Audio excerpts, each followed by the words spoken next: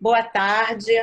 Vamos começar agora a segunda vez que a gente se encontra para conversar sobre um filme. Dessa vez, o nosso filme escolhido foi o Aos Teus Olhos, que é um filme brasileiro extremamente interessante, que demonstra para a gente que as falsas acusações não acontecem só na área de família, né? Que a gente está muito acostumado a trabalhar com essas questões em vara de família, seja em processo de guarda, de convivência. Então, eu vou apresentar a vocês as meninas, para quem não conhece, que eu duvido. São pessoas que são minhas amigas, que eu admiro imensamente, o trabalho delas é um trabalho que eu não tenho nem como falar de tão bom que é. Então, é a Andréia Calçada. A Andréia é psicóloga, perita aqui no Rio de Janeiro. Todo mundo conhece a Andréia, mas para quem não conhece, ela é professora, ela é perita e assistente técnica nos processos aqui no Rio. Se eu esqueci algum predicado, vocês, por favor, me consertem, meninas. Sandra Vilela, advogada de São Paulo. Levanta a mão, Sandra, aí. Isso. Sandra, advogada de São Paulo, é um dos nomes mais importantes na área de alienação parental em São Paulo. Faz um trabalho excepcional, a gente costuma trabalhar sempre juntas, todo mundo aqui troca ideia, né? A nossa ideia é sempre trabalhar em conjunto. E a Tamara Brock, qualquer coisa que eu não sei nunca dizer o nome dela. Tamara, isso, Tamara é perita de São Paulo também, presidente da Associação Brasileira de Psicologia Jurídica. Associação Brasileira de Psicologia Jurídica. Então, somos todas pessoas que estamos todos os dias brincando e brigando em processos de família. A ideia dessas discussões é trazer para a gente um pouco de movimento nesse momento e trazer ideias diferenciadas. Este filme, ele traz, para quem assistiu, eu espero que todos tenham assistido, porque é um filme muito interessante, ele traz para a gente a comprovação de que uma fala de uma criança mal ouvida, mal interpretada, pode destruir a vida de um adulto. Então, a falsa acusação que é feita, na realidade, é criada de uma fala de um menino, transforma a vida de um professor querido, amado, um professor muito competente, numa loucura, num inferno.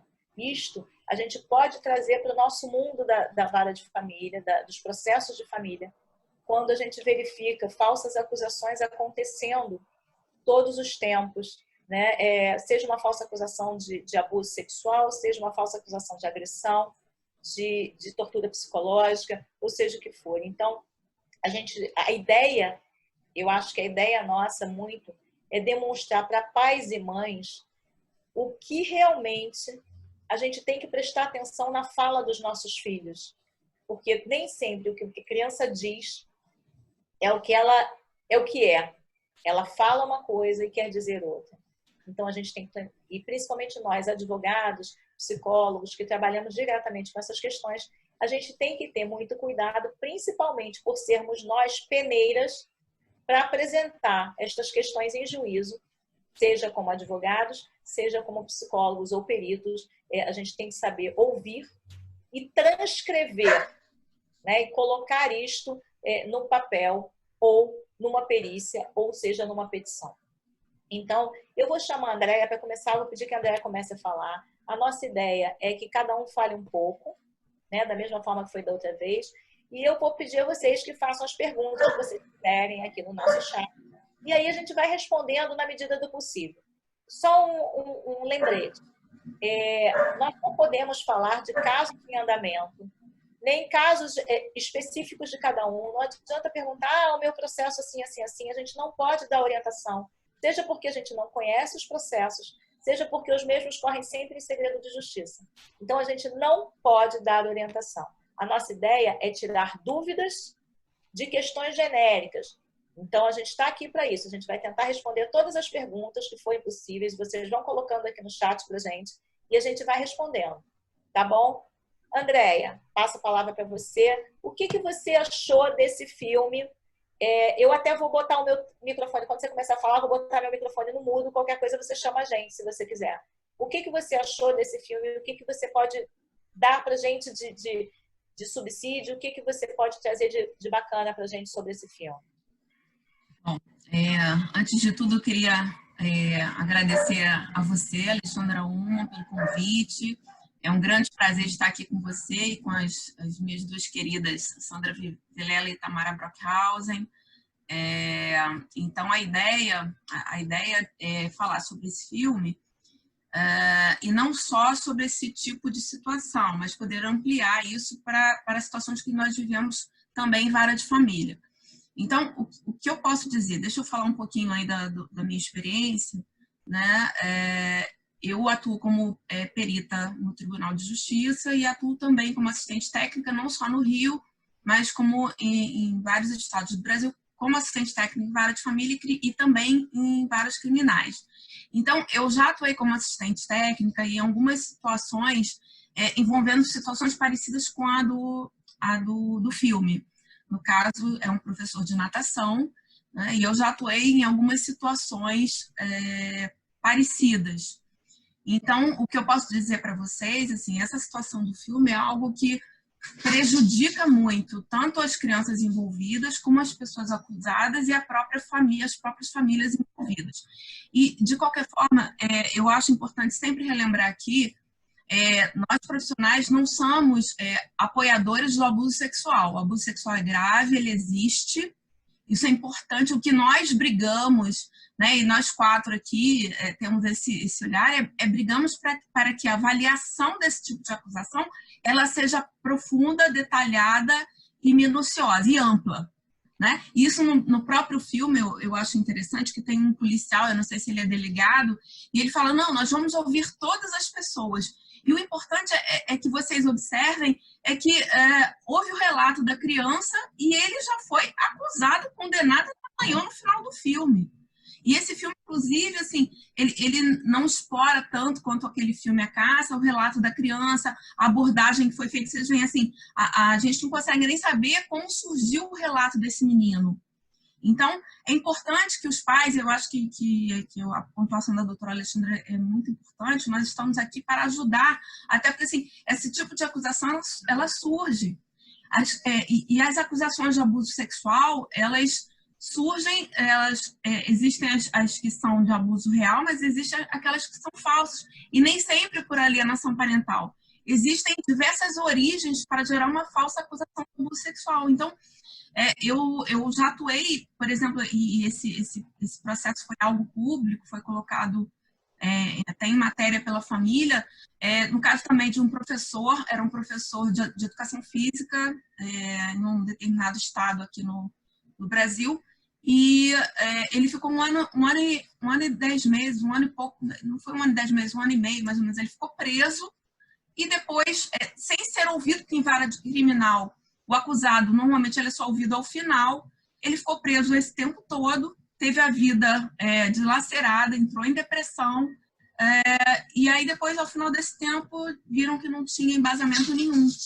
Então, houve uma histeria coletiva, porque, na verdade, falar desse tema abuso sexual é algo que mobiliza muitas pessoas, e nós entendemos os pais que escutam alguma fala nesse sentido dos filhos, mas é importante que as pessoas tenham todo o cuidado do mundo quando se ouve algum relato de uma criança.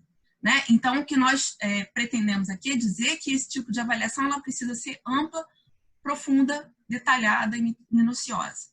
Okay? Então, assim, por enquanto, eu acho que de forma geral é isso que eu tenho para dizer e eu acho que nós vamos abordando isso de forma mais ampla adiante.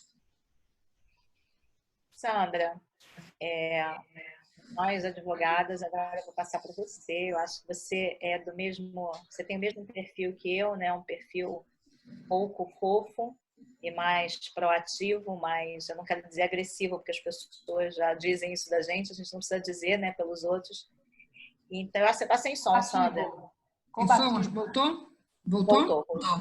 Então, eu vou passar a palavra para você agora falar um pouquinho do que você achou, para depois a gente começar aqui a responder as perguntas e poder discutir entre nós, efetivamente, as coisas práticas, né? Certo, perfeito. Bom, primeiro eu agradeço o convite, Alexandra, por poder estar participando aqui com vocês. as feridas, né, com a Andréia e com a Tamara. Nós somos aqui colegas de profissão e que a gente tem aí uma troca muito legal e que isso é muito necessário, né? Porque nós trabalhamos com uma coisa que é um trabalho bem pesado, né? As pessoas, quem não trabalha com esse tema, não consegue, assim, fica 2 dias do nosso lado e não acredita o tanto que a gente passa. Até começando a entrar no tema, o que eu vi desse filme é tudo o que as pessoas não devem fazer quando ficam de frente aí diante de uma acusação de abuso sexual. E eu imagino que deva ser tanto nos casos de família, que é onde eu atuo, só atuo em caso de família, quando tem uma falsa acusação de abuso sexual, mas também o próprio filme e a própria vida demonstra que acontece em qualquer situação. O que acontece, né? Eu acho que quando a Andréia fala que ela precisa de uma ampla investigação, ela está falando no papel de psicólogo, porque é o psicólogo que vai fazer uma investigação. No meu ponto de vista, a maior investigação, ela vem de um bom profissional que vai avaliar se aquela criança está falando, se ela não foi induzida, se só aquela fala não vem a ser da fantasia dela, porque não necessariamente uma falsa acusação, eu penso que não necessariamente é uma alienação parental. Às vezes é uma criança desesperada, que parecia que era o caso do filme, né? Uma criança desesperada pela atenção do pai e da mãe e que não estava mais querendo ir naquela aula de natação e preferiu, talvez tenha preferido optar de estar falando aí de que o professor tenha dado um beijo nele. Mas, enfim, o que eu vejo nesse filme e que eu acho que nós devemos ter aí uma grande parte de profissionais de direito assistindo essa live, é que quando nós somos procuradas num primeiro momento, quando surge a dúvida se está havendo ou não uma acusação de abuso sexual. E a primeira coisa que a gente não pode fazer é o que fez, assim, a parte, fazer juízo de valor, ficar desesperada, e ela pode, porque ela é parte. Nós somos profissionais, então o profissional tem que tentar se manter distante, embora seja um assunto que mexe com todo mundo, tem que ficar distante.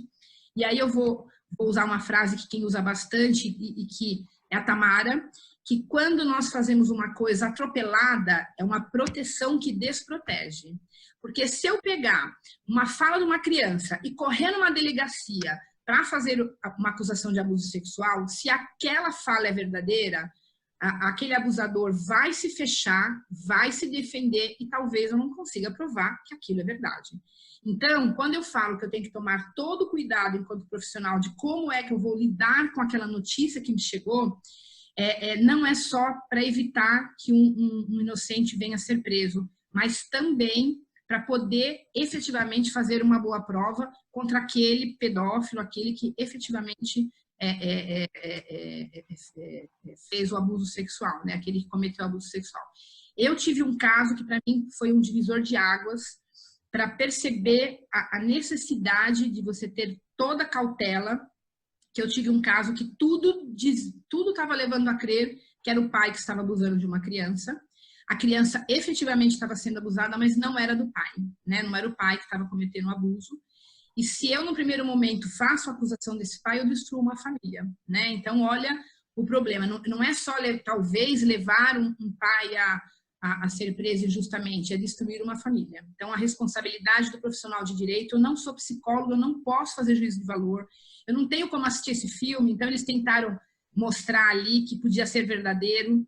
Eu não sou profissional para assistir aquilo e avaliar se é verdadeiro ou não. O meu papel é bem conduzir aquela investigação. O meu papel é poder fazer com que aquela mãe ou aquela família faça uma boa investigação e descubra efetivamente o que está acontecendo. Essa é a minha obrigação, não é fazer juízo de valor, não é sair correndo e fazer acusação e colocando o dedo no nariz de um e de outro. Essa não é a minha função. Então, que fica um alerta aqui para os profissionais de direito de como atuar num caso desse. Um caso desse, ele pede calma, ele pede uma investigação séria, ele pede a contratação de bons profissionais. Eu já vi alguns casos que tinha acusação falsa de abuso sexual, que foi o advogado que pilhou a mãe para enlouquecer, né? Talvez ela tivesse aquela dúvida se o advogado fosse suave, se colocasse numa posição distante, sem emoção, talvez ela não teria perdido uma guarda, talvez ela não tivesse enlouquecido, porque a pessoa enlouquece, né? o profissional que mais acredita que está sendo contratado para defender os interesses dela está colocando uma pilha num abuso sexual que não existiu, né? Então, eu acho que esse filme deve ficar o alerta para isso, né? Para a forma de atuação dos profissionais de direito, que é diferente dos psicólogos, em casos de acusação de abuso sexual, tanto a verdadeira como falsa. Gente, a gente já tem aqui algumas perguntinhas, mas eu acho que eu vou complementar o que a Sandra falou. Eu tenho por hábito, todas as vezes que eu recebo um cliente, seja de um lado ou de outro, seja sendo acusado falsamente de abuso, ou aparecendo como uma dúvida, ou tendo uma dúvida, apesar de eu ser psicóloga, eu não estou psicóloga nesse processo. Então, a primeira coisa que eu faço é encaminhar para um profissional. Eu encaminho para a Andréia, eu encaminho e digo assim, dá uma olhada, avalia, antes de que eu faça qualquer coisa. Por quê? Porque se vocês perceberam nesse filme, também o outro que é muito interessante, é A Caça, também para quem já viu, um mau uso dessa acusação, isso é uma coisa para o resto da vida. A gente não tem volta. Tá? Um homem acusado de abuso sexual, e eu falo homem porque 99% dos casos de homem existe também acusação contra a mulher, mas é muito menos. Eu também já tive contra a avó e contra a filha. Contra a avó e contra a mãe. Mas um homem acusado, essa pecha de abusador não vai sair da vida dele nunca mais. Ele pode ser absolvido. E lembre-se sempre de uma coisa muito importante. Eu não conheço um caso no crime em que a absolvição não seja absolvido por falta de provas. Isso significa o seguinte, a fala daquele que quer alienar é simplesmente, não, ele só foi absolvido porque faltaram provas e não porque ele é inocente. Ser inocente é uma coisa e ser absolvido por falta de provas é outra. Então, o nosso papel enquanto profissional, e aí entra a fala da Sandra, a fala da Andréia e com certeza da Tamara também, o nosso papel enquanto profissional é fazer a triagem e não se embasar única e exclusivamente na fala, na emoção da parte. Né? A gente tem que trabalhar com a técnica e tem que trabalhar com um estudo aprofundado. E não estamos falando só da gente, não. A gente está falando também, certamente, isso serve para uma investigação criminal. Isso serve para um detetive, para um investigador, para um delegado que vai fazer essa investigação. Apesar da gente saber que o abuso sexual infantil, ele existe, e ele é hediondo, ele é uma coisa que ninguém suporta, a gente tem que lembrar que a falsa acusação, ela também existe. E ela é tão hedionda quanto. Porque ela vai trazer um estigma para uma pessoa que não tem retorno. Não tem retorno. É que a Edjane Paiva falou uma coisa muito certa aqui no nosso chat. Ela falou, a condenação social é perpétua. E é efetivamente uma condenação perpétua. Entendeu? Então, é muito difícil que a gente, enquanto profissional, a gente tem que ter o cuidado e muito de não entrar na história do cliente como se fosse com a gente. A gente tem que ter esse distanciamento técnico que a Sandra falou. E para isso existem profissionais que podem nos amparar. E está aí a Andréia, está aí a Tamara que podem nos ajudar. Como é que... Aí vou passar a palavra para a Tamara. Nós vamos tentar responder todas essas perguntas que estão vindo aí. Seria interessante, quem fizer a pergunta, ajustar ali do lado para que seja para os palestrantes e para os participantes. Porque senão só a gente vê as perguntas. Entendeu? Então, os participantes não leem a pergunta e não sabem do que a gente está respondendo. A gente já vai responder. Eu vou passar a palavra para a Tamara para que ela ajude um pouquinho a gente também e esclareça alguns pontos que podem ainda estar obscuros. Tamara, por favor. Então, o que eu gostei desse filme, eu acho que até alguns outros filmes da Cássia eu gosto mais, mas eu acho que é de uma importância extrema esse filme, né? Mesmo eu conhecendo alguns outros filmes que eu prefiro, que eu acho mais profundos para discutir essa questão, eu acho que, assim, é de uma atualidade esse filme, porque, assim, é uma questão muito atual, né, gente? Se a gente for ver, antigamente a gente tinha muitos filmes falando sobre abuso sexual da perspectiva do pedófilo monstro e da criança vitimizada. E agora a gente está vendo que estão surgindo uma série de filmes que falam da perspectiva do acusado. E isso é que é muito interessante no filme. Então, assim, eu observo assim que o filme ele é incerto enquanto à natureza do personagem, o clima de tensão e de dúvida ele permanece o tempo todo, o filme termina, não dá para a gente falar se o abuso houve ou não houve, nem tem um foco na criança, não há detalhes, né? A gente teria que estar falando da criança, o foco é na personagem principal, que é o suposto pedófilo, né? E o filme acaba incerto, né? O que eu acho que é importante, né, é que esse filme ele está falando do percurso social, do íntimo ao social daquele que é acusado. E esse é um tema muito moderno, né? Porque a gente sabe como aqui no Brasil essas questões das falsas denúncias elas vêm ganhando corpo, vêm ganhando discussão. A gente está se tornando cada vez mais estudioso e a gente precisa disso, porque a gente só tinha literatura e discussão sobre a questão do abuso sexual. E quando a gente estuda uma coisa só, a gente vira especialista naquilo e o problema do especialista é esse, né? Ele se torna especialista e ele procura aquilo. Então ele vai encaixar as pessoas naquilo que ele estuda. E aí é o que eu chamo lá no meu mestrado de cama de proscuto, né? Então o proscuto ele era um bandido e ele raptava, convidava os viajantes para dormir na casa dele, aqui para dormir na cama de ferro que tinha na casa dele. Quem era muito comprido, ele amputava as pernas e a cabeça, e quem era muito baixinho, ele esticava até caber. Fato é, né? Ninguém cabia na cama dele e todo mundo morria, né? O que a gente está falando aí, né? A gente está falando disso, né? E como isso é moderno por causa da questão da internet, né?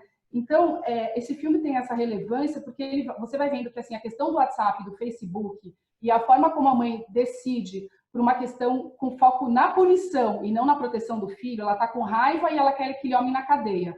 Em nenhum momento ela pensa em como ela está expondo aquele filho na internet, em nenhum momento ela foi levar a criança na psicóloga e averiguar se aquilo era real, antes de estigmatizar o filho dela como uma criança molestada. Então, você vai vendo que, assim, como essa criança é invisível o tempo todo no filme, inclusive, a fala dela não tem detalhe, nada dela tem detalhe. Ela é uma criança triste. Ela é uma criança invisível, ela é invisível para o delegado, que só pensa em, né? Você vê que a fala dele ela é uma fala muito pesada, não é uma fala investigativa, uma fala que tem dúvida desde o seu início.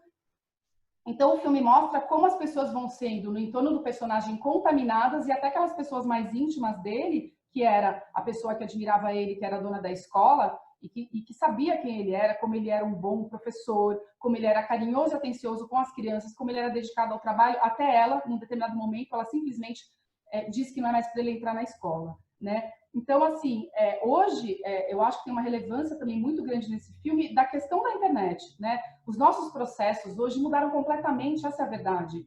O processo hoje ele é digital, o processo hoje todo mundo faz prova de WhatsApp, Facebook. Isso mudou demais as nossas vidas, não só os processos, né? Mas os processos também. Então, hoje não existe processo sem prova virtual, né? E aí, quer dizer, hoje o tribunal ele é virtual, né? Não existe mais uma presunção de inocência, que é o princípio constitucional, né? Então, e o julgamento moral, o linchamento moral, ele acaba sendo algo muito mais pesado e danoso para o acusado do que passar por um procedimento judicial, né? Então, eu acho que, assim, não existe mais a presunção da inocência com a questão da internet. Quer dizer, a questão da internet parece que retirou, né, o direito da dúvida, o direito dele ser inocente até que a justiça decida.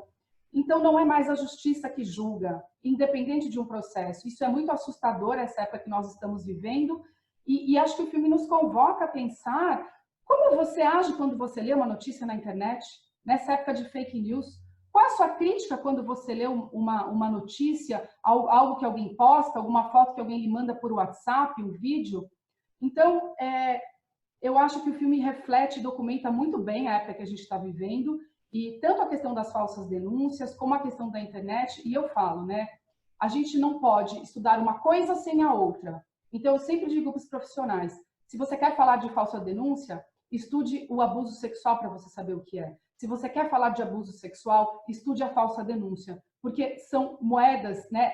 São dois lados da mesma moeda. E para que a gente possa fazer uma investigação verdadeiramente neutra, pressupondo a dúvida o tempo todo, há necessidade de termos balizadores técnicos, procedimentos, em todos os sentidos, no sentido de um e no sentido do outro, porque isso seria a verdadeira hipótese científica, né? A investigação. Esse é o trabalho do profissional. Nós mantermos a nossa postura neutra de investigação, e digo mais, quando é o profissional que está agindo do lado de uma das partes, né, o que o profissional ele tem que saber é que, assim, nós não salvamos ninguém. nós não salvamos crianças.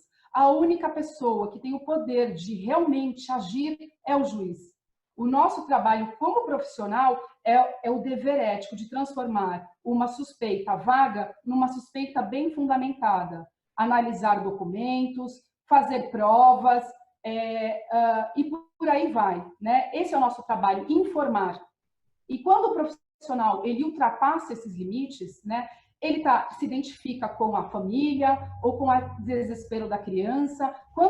Claro que isso faz parte, é difícil, é um tema complexo, mas o profissional ele tem que saber que ele tem que se comunicar com a equipe, não pode atravessar ao trabalho do colega, ele tem que saber que ele tem que se analisar, né, olhar para si, porque os profissionais eles são arrastados para o conflito e aí eles perdem a própria habilidade de ajudar a família a resolver o problema. Então, a família procura o profissional com um problema e ele é enredado num problema maior, porque o profissional perdeu a sua capacidade de atuar, de agir e de ajudar a família a sair de um problema. Então, por exemplo, nesse caso, o que nós vemos? Nós vemos que o foco dos profissionais, o foco de todo mundo ali foi uma ação punitiva, que é procurar acusar alguém e não primeiramente, né? Por exemplo, a dona da escola poderia ter acolhido, né, esse pai está angustiado, mas ela ficou assustada e paralisada. E ela sabia que ele era um bom professor e ela não acreditava naquilo. E ela acabou desprotegendo todo mundo, porque ela podia, por exemplo, ter acolhido esse pai, sinto muito a sua dor, vou averiguar, é um bom professor, mas mesmo assim o senhor fica tranquilo que me dê um tempo para pensar, eu vou analisar os vídeos, vamos procurar uma psicóloga. Quer dizer, não houve esse manejo, né? Ela ficou dividida demais e não houve essa postura profissional, por exemplo, do lado dela. Do lado do delegado, ele trata o rapaz como um pedófilo, né? As falas dele são pesadas, ele é muito acusador. Então, quer dizer, há uma investigação, quer dizer, e a forma como esse acusado está sendo tratado desde o início pelo delegado, que é um profissional e que deveria estar ali tendo uma postura profissional, o máximo profissional possível, investigativa, e não consegue, né? Então, aí eu chamo também a atenção para o dever ético do profissional, para que ele estude, para que ele procure supervisão, para que ele procure fazer terapia, para que ele procure especialistas, para que ele faça encaminhamento dos casos, porque nós não podemos trabalhar sozinhos. É complexo demais e ninguém aguenta sozinho. Então, isso é um conhecimento que nós precisamos dividir, discutir. Não se atua sozinho em casos de violência, ninguém dá conta. Se não nos tiver alguém para nos escutar, para dividir opinião, nós saímos atuando, precipitando, e nós fazemos mal, inclusive, para a criança. Porque você precipitar um processo sem ter provas, você acaba expondo muitas vezes e devolvendo a criança a um lar abusivo, por exemplo, quando é o caso de um abuso intrafamiliar. Ou você faz a criança passar por todo um procedimento legal, repetidas vezes, sem ter provas, sem ela estar preparada para relatar, que ela faria isso numa terapia, por exemplo, que é muito importante, sem preparar os pais. Por exemplo, nesse caso, o que a gente vê? O pai e a mãe brigando, eles não têm uma linha, eles não estão numa coparentalidade. O quanto que isso não é sentido pela criança, o quanto que isso não prejudica a criança mais propriamente do que o abuso, de repente, se ela foi abusada, esse clima familiar que não é acolhedor, que continua deixando ela invisível, porque a mãe foi lá punir, ao invés de preocupar com a criança. Então, se vocês forem ver, tem uma fala muito interessante do filme, onde a mãe encontra o pai e o pai vira e fala assim, vamos logo embora. Era dia da criança ficar com o pai, a criança queria ficar com a mãe. A mãe vira e fala assim, poxa, não trata ele assim, o menino perdeu. O menino ganhou prata, gente. Ele ganhou medalha de prata. E olha o jeito que a mãe fala dele, ela não enxerga o filho, né? E o pai é aquele pai severo, cobrador, que quer que o menino ganhe. Então, assim, mostra que, assim, para esses pais, essa criança é invisível. E como é importante a gente trabalhar globalmente, por exemplo, nesse caso, independente da criança ser abusada ou não, vamos trabalhar com a crise familiar. Se a família não estiver bem para acolher a criança, para fazer uma denúncia bem feita, a tempo da criança, com boas provas, né? Ou mesmo, por exemplo, acolher uma crise familiar e deixar a criança mais mal ainda com a crise familiar, porque ela já tem um abuso sexual para lidar. Então, vejam, a gente tem que fazer uma abordagem global do problema, e não essa abordagem punitiva, que o objetivo é encontrar um culpado. Eu acho que é esse a grande mensagem do filme. Tá bom? Obrigada e beijo para todo mundo. Estamos aqui. Vou bater palma aqui, adorei. Deixa eu te falar, a gente tem várias perguntas importantes aqui, muito interessantes, mas eu só queria complementar uma coisa com a fala da Tamara, que é a seguinte, quando ela fala da presunção da inocência, que isso é um pilar da nossa Constituição, né? Todo mundo é inocente até que se prove o contrário. Inclusive, eu escrevi um artigo sobre isso, da presunção da culpabilidade presumida em caso de falsa acusação de abuso. Ou seja, quando alguém acusa uma pessoa de abuso sexual, o juiz de família, ele presume a culpa. Qual é a primeira atitude que ele toma? Afastar o filho daquele pai ou daquela mãe. Apesar dele já terem ciência da quantidade de falsas acusações que existem por aí. Então, como é que a gente vai tratar isso? A fala do juiz é a seguinte: eu tenho que preservar a criança.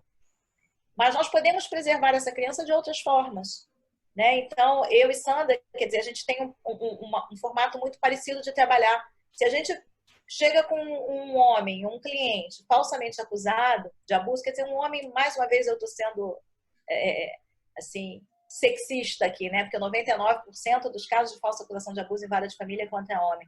Se a gente chega com um cliente que está sendo falsamente acusado, onde já houve uma determinação imediata de afastamento, o que eu faço? Normalmente, esse cliente está completamente desestruturado emocionalmente. Completamente. No primeiro momento, ele surta e o nosso papel qual é? Mandar, inicialmente, colocar ele em terapia. Eu acho que esse é o primeiro ponto. Por quê? Ele precisa ter uma estrutura emocional para suportar aquele processo. Acho que a primeira coisa, a gente precisa sustentar aquele cliente para que ele possa suportar o processo. Porque muitos não suportam, e vocês sabem disso, desistem no meio do caminho, ou fazem um monte de loucura. Então, a gente precisa sustentar esse cliente, dar a ele o apoio necessário para que ele suporte o processo, que é um processo longo e muito doloroso para todos, não é só para quem é acusado. Para a criança é muito doloroso também. Então, inicialmente, o que a gente faz? A gente faz, dessa forma, a gente coloca em terapia e pede que ele tente se comprometer com aquele processo terapêutico, que é muito importante. Depois, a gente tem opções. A gente pode pedir a um juiz para que ele, em vez de suspender uma convivência, que ele autorize uma convivência acompanhada. Né? O que eles chamam de visita vigiada. Eu tenho horror a esse termo visita. Pai e mãe não são visitantes, eles são conviventes. Então, eu não uso esse termo nunca.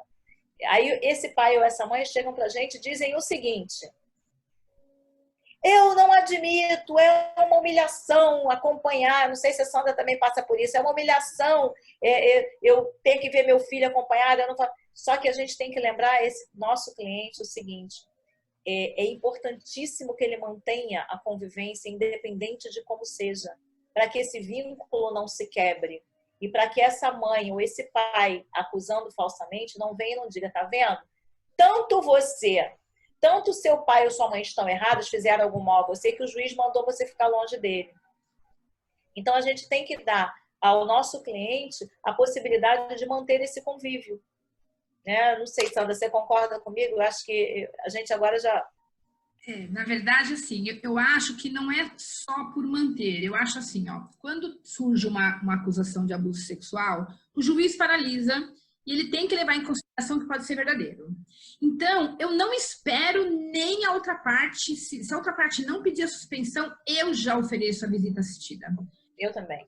Isso, porque eu acho que eu preciso oferecer uma situação onde, se aquilo for verdadeiro, eu não estou prejudicando a criança. Então, fica muito fácil para o juiz. Quando eu fico... Segurança, né? Fica fácil, né? Então, assim, olha, eu não lembro, acho que eu tive nos últimos 18 anos 2 clientes meus que ficaram com visitas suspensas. Do resto, não. Do resto, eles mantiveram. Não gosto, aqui em São Paulo nós temos o visitário público, eu não gosto do visitário público. Eu tento fazer uma babá, uma empregada, qualquer coisa, sabe? Que vá acompanhar aquela visita. Mas eu ofereço, independente da outra parte estar pedindo, inclusive, a suspensão. Eu já ofereço logo de cara, que é para dar a garantia para o juiz que não existe nenhum risco na continuidade. Se bem que, se eu tiver cabal daquele abuso sexual, eu não vou ser advogado do pai.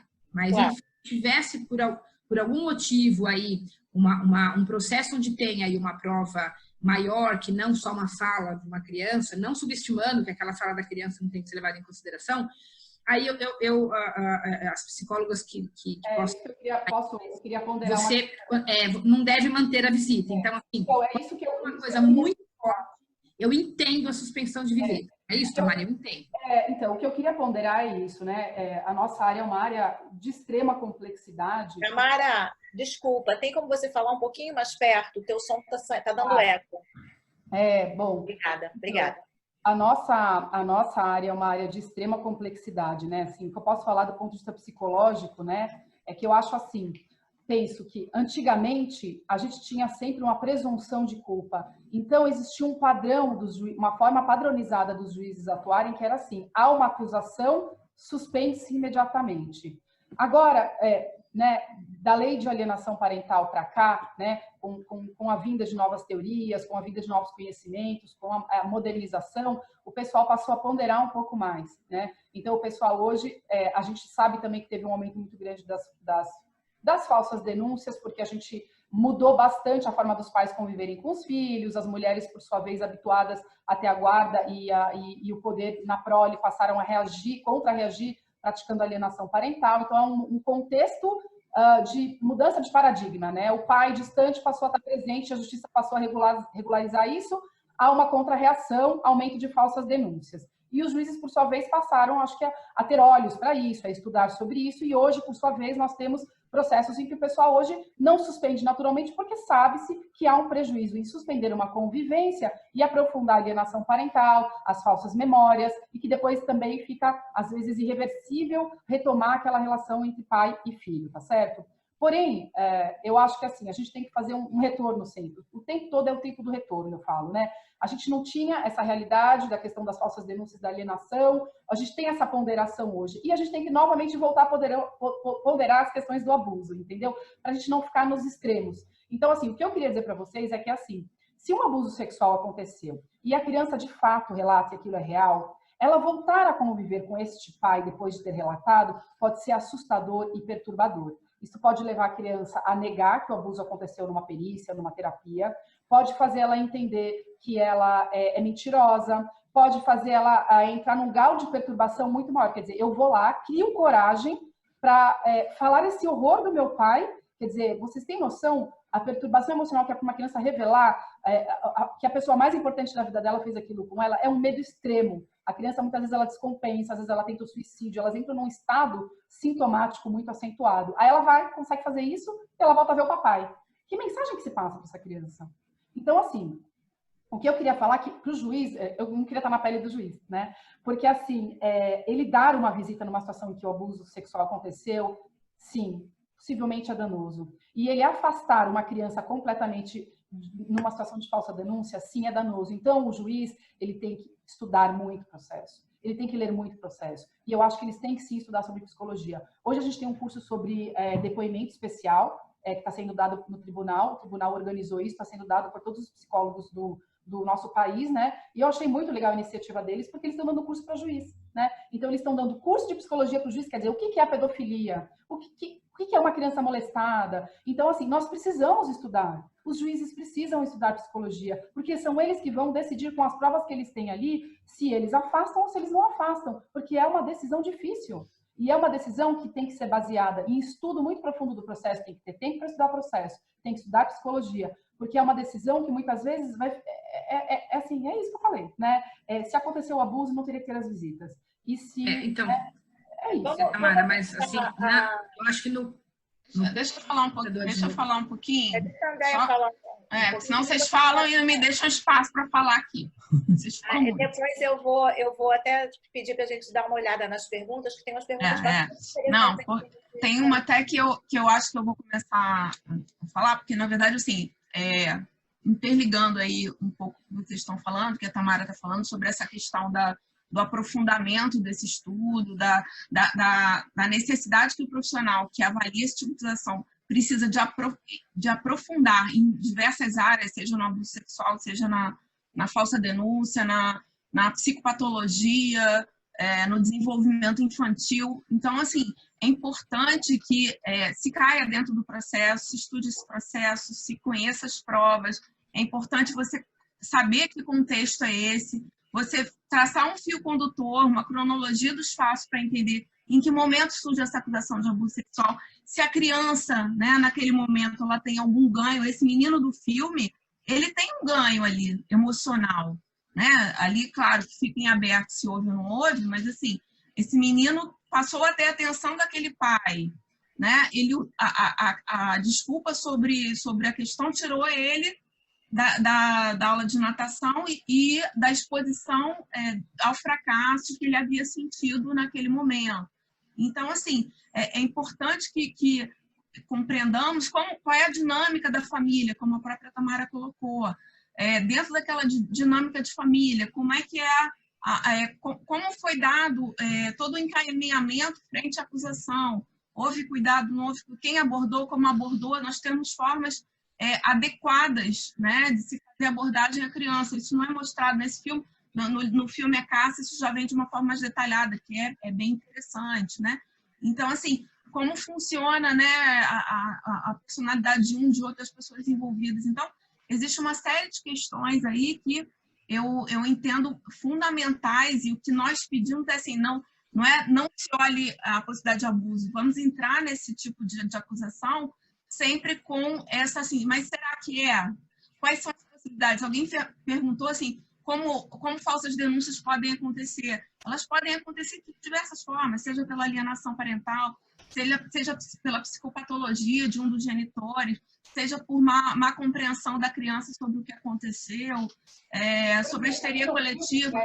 Existe uma série de questões que podem gerar uma falsa denúncia de abuso sexual. Né? A gente pode, até para voltar no filme, para a gente não sair muito do filme, que acho que a gente tem que fazer um vai e volta, ali a gente pode levantar uma série de suposições para essa criança ter feito uma falsa denúncia, então, ou alguém tem interpretado errado, né? Pode ser, então, por exemplo, se vocês forem ver no filme, nunca foi falado beijo na boca. A fala central da mãe é assim, ele falou que o professor levou ele para o banheiro e beijou, e deu um beijo nele. Aí o pai vira e fala assim, na boca, a mãe fica assim, ó.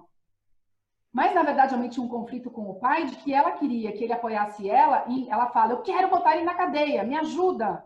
E ele fala, você é doida, você está indo na internet, calma, né? Então, assim, não dá. Eu até fiquei pensando se ela não fica quieta, porque, tipo, ela sabe que o filho não falou na boca, mas talvez ela presumiu que seja na boca, entendeu? Por questões dela, né?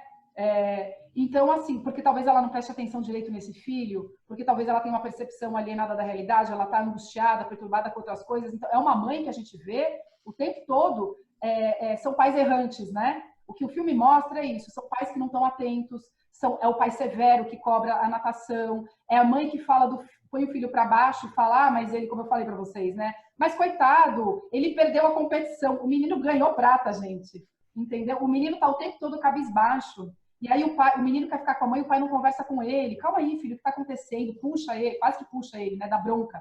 Tudo pai dá bronca, né? E é engraçado como esse pai severo, depois ele é mais ponderado e a mãe que se torna severa, né? Aparece a mãe leoa que não pensa mais e que não vê, que não está vendo o próprio filho. Então, assim, na questão que estão perguntando aqui o pessoal, né? O que leva uma criança a fazer uma falsa acusação? Às vezes é algo que cresceu na mente do adulto.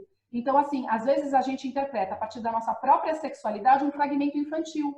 Então, se você escuta um professor de natação, de maiô, quase pelado, leva uma criança para o banheiro, o que na nossa cabeça de adulto, com a sexualidade adulta, a gente pensa? A gente transpõe a nossa sexualidade do adulto para a boca da criança. A criança só quis dizer que o professor levou, de repente, ela para o banheiro para conversar e deu um beijo no rosto. Mas a mãe presume, a partir das questões dela, da falta dela enxergar um filho, dela conversar mais atentamente, você vê que ela não ouve o filho. O menino perdeu, o menino, né, ela não escuta o filho é invisível. Então, assim, a gente pode pressupor que a mãe não conversou direito com esse filho. Então, por exemplo, isso seria uma possibilidade. O menino não completou a palavra beijo. O beijo você só vê na boca dos adultos. Então a mãe fala, ele falou que levou para o banheiro e deu um beijo. Aí o pai fala, completa, mas na boca, a mãe fica quieta. Então parece que ela quer que ele acolha ela na punição que ela quer fazer, e ela está em oposição a ele, e ela fica quieta para convencê-lo, deixar ele achar que é na boca, para convencê-lo de tomar essa atitude punitiva, que é o que está na veia dela. Entendeu? Que é aquela coisa, né? A pessoa quando se depara, o adulto quando se depara diante dessa possibilidade, foi ou não foi molestado, ele já não pensa mais. Ele só... Desculpa, Tamara, desculpa, porque senão a gente começa, a gente tem que terminar aqui, porque senão a gente começa a ficar sem tempo. Vamos lá. As pessoas fizeram algumas perguntas, você até já falou, que já deu a primeira resposta, que é da Thaís. Quais são os fatores que levariam as crianças a fazerem uma falsa acusação? Na realidade, você já respondeu, e aí, às vezes, para a criança, aquilo não é uma acusação nem falsa nem verdadeira, é simplesmente um fato que aconteceu e que os adultos vão interpretar de outra forma, ou quem ouve interpreta de uma outra forma, né? E às vezes a criança fala aquilo que ela acha que o adulto quer ouvir, né? Exatamente. Não, isso é exatamente isso. Isso é muito comum, né? Ela querer agradar um pai ou uma mãe falando o que eles querem ouvir. Agora, principalmente quando tem uma briga entre o casal. Exatamente. E a criança sabe que a mãe espera falar mal do pai e o pai espera falar mal da mãe e ela fala. Eu acho que tem uma questão, Andréia, só um segundo. Eu acho que tem uma questão muito importante que perpassa isso tudo, que é a qualidade dos profissionais que trabalham naquela situação. Seja um psicólogo, seja um advogado, seja um perito, seja um assistente técnico. A qualidade desses profissionais vai interferir diretamente no que vai acontecer nesse processo. Sabe por quê?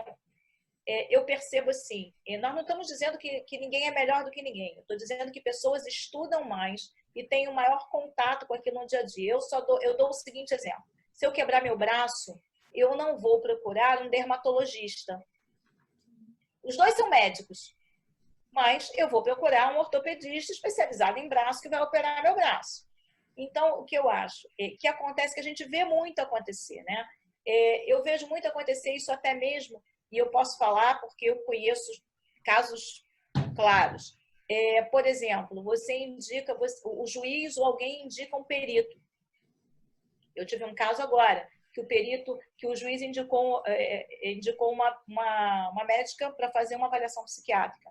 Eu impugnei porque a médica é uma médica da família, ela não tem especialização em psiquiatria. Então, talvez a pessoa que não tem aquela especialização não saiba fazer.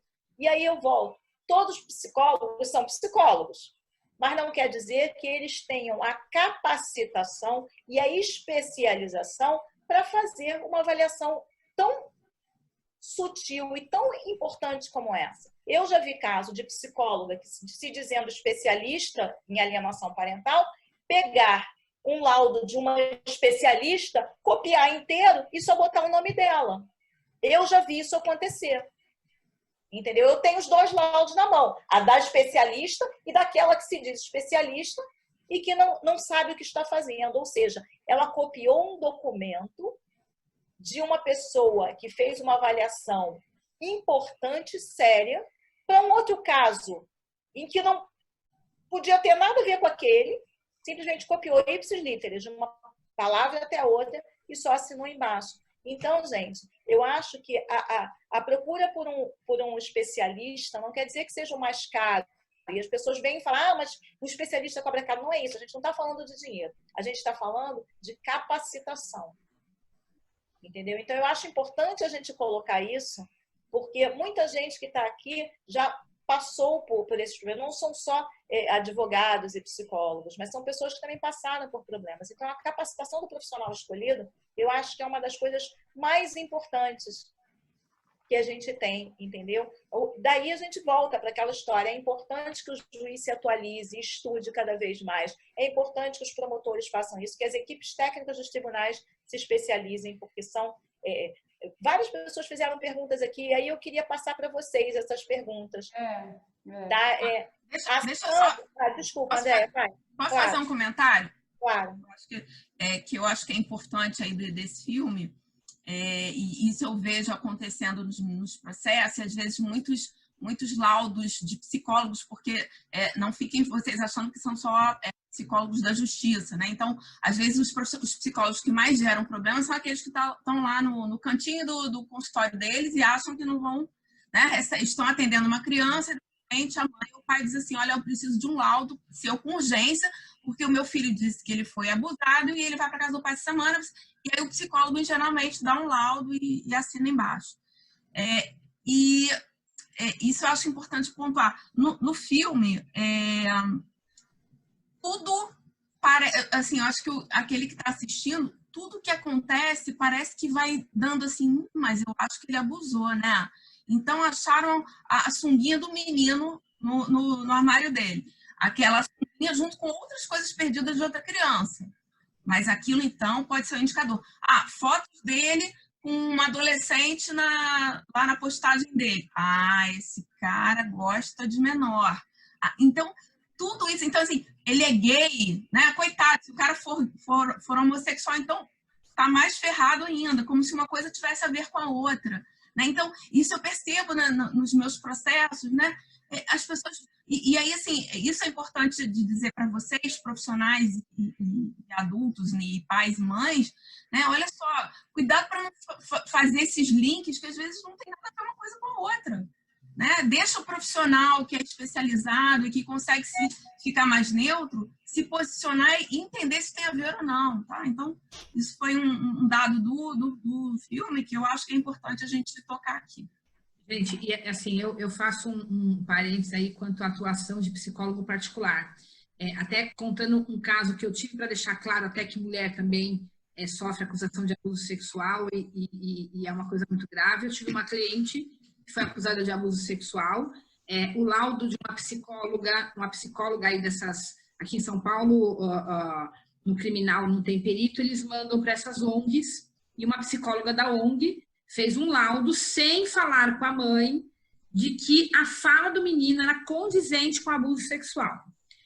No cível, a perita do cível, tinha passado muito tempo da acusação, ela falou o seguinte, que não dava para ela falar se houve ou não abuso sexual, porém o menino confidencializou para ela que ele tinha falado que aquilo tinha acontecido porque o pai pressionou. Tá bom? Então, a perita do fórum com uma psicóloga particular. Você quer que eu fale para vocês o que aconteceu? A minha cliente está presa. Ela foi condenada por abusar sexualmente do filho. Tudo bem que aí teve um problema sério, que o advogado criminal dela não foi tão eficaz, mas assim, para ficar claro que eu tive 2 mulheres que foram acusadas de abuso sexual, uma ficou doente no curso do processo e não aguentou a bronca, depois que ela conseguiu a reversão da guarda para ela, morreu, e essa daí que está presa, né? Então, para ninguém ficar achando aí e falando de que a lei de alienação parental protege pedófilo, porque não, ele protege pessoas que estão sendo falsamente acusadas, quer sejam mulheres ou homens. Na década de 50 e 60, a mulher que sofria alienação parental, hoje é o homem que sofre, daqui a pouco a gente pode ter essa questão de novo modificada e voltar a ser as mulheres, né? Então, tomar muito cuidado, atuação de um psicólogo irresponsável, essa psicóloga foi condenada pelo Conselho de Psicologia, pelo laudo que ela deu, e agora está dando oportunidade de uma revisão criminal para essa psicóloga, né? Para continuar um pouco essa questão que vocês começaram, né? Se vocês forem ver, o que a gente tem ali no filme de elementos? A gente tem o vídeo da academia, que é o professor levando para dentro do banheiro. A gente tem a sunga que acharam no armário dele junto com o pertence de outras crianças, que geralmente o professor recolhe, né, aquilo que os alunos esqueceram, que fica aquela questão, ele tirou ou não tirou a cuequinha do menino? O vídeo ele entrou no banheiro e fez o quê? E a fala da criança que o professor deu um beijo na boca ou não e fez mais coisa, né? Então, assim, se vocês forem ver, esses são elementos que são vagos. Mas no final do filme estão dizendo, mata ele, teve alguma coisa assim, derrubam ele no chão e fala, mata esse pedófilo, picham o carro dele, né? E batem nele, né? Então, assim, aí começam assim, né? O professor já olha ele torto porque ele fala das aluninhas de 12 anos, que são bonitinhas, pergunta se ele é homossexual e pergunta por que ele tem amizade com um aluno que é homossexual, com o menininho que é homossexual, ou aquele aluninho, que é o aluninho que vai conversar com ele, consegui beijar o menino, né? Então, assim, quer dizer, como essas suspeitas vagas vão contaminando as pessoas, e as pessoas vão fazendo uma gestalt. Elas completam a partir de uma teoria na cabeça delas de que há o abuso. Por que a gente tem a tendência a pensar assim? Porque a gente se identifica com a vítima da criança. E a gente tende a pensar já no pedófilo, como há suspeita de pedofilia, a gente já deposita nele isso para se defender, né, de algo que é insuportável, a ideia da pedofilia para a gente, e é natural para a gente se identificar com a criança. Então, a gente faz uma gestalt. A gente pega esses elementos, quer dizer, vídeo, sung, fala da criança, e completa entre eles, é pedófilo. Logo, picha o carro, logo, bate. Então, assim, quer dizer, como está envolvido, né, nas nossas percepções, muitas vezes a questão do moralismo, muitas vezes, então, por exemplo, assim, tem até perguntas aqui, né, a respeito da questão da sexualidade, né? Ó, como dar banho em nossos filhos, quando se inicia um ato conjugal, a sociedade é feminista, a mãe pode beijar na boca, o pai não pode. Tem várias perguntas aqui que, se vocês forem ver, né, quer dizer, o professor não deveria ir conversar com o aluno no ambiente público? Não sei. Você viu a dona da academia falando? Antigamente eu tomava banho pelado com os alunos, isso não era um problema. Hoje, na modernidade, né? Então, esse professor, ele parecia ser uma pessoa muito cuidadosa e emocionalmente cuidadosa com os alunos, a ponto de ver que o menino tá mal, ninguém presta atenção nele, e ele era a única pessoa, parece que era delicada com ele na vida daquele menino, né? Então, assim, eu acho que hoje nós temos, olha só que curioso, né, gente?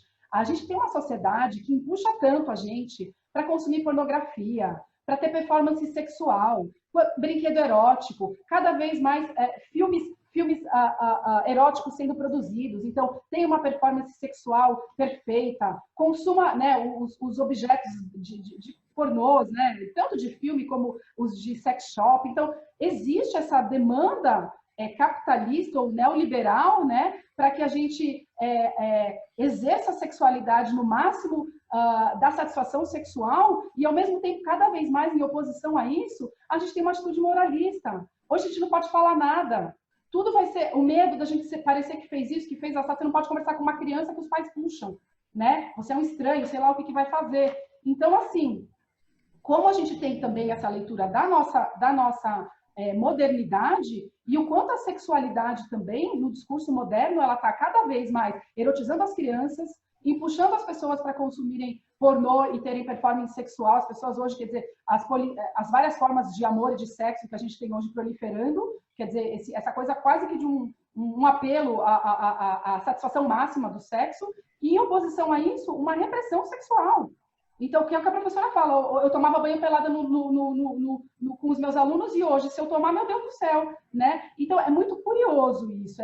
Esse filme traz aspectos modernos que a gente precisa pensar, né?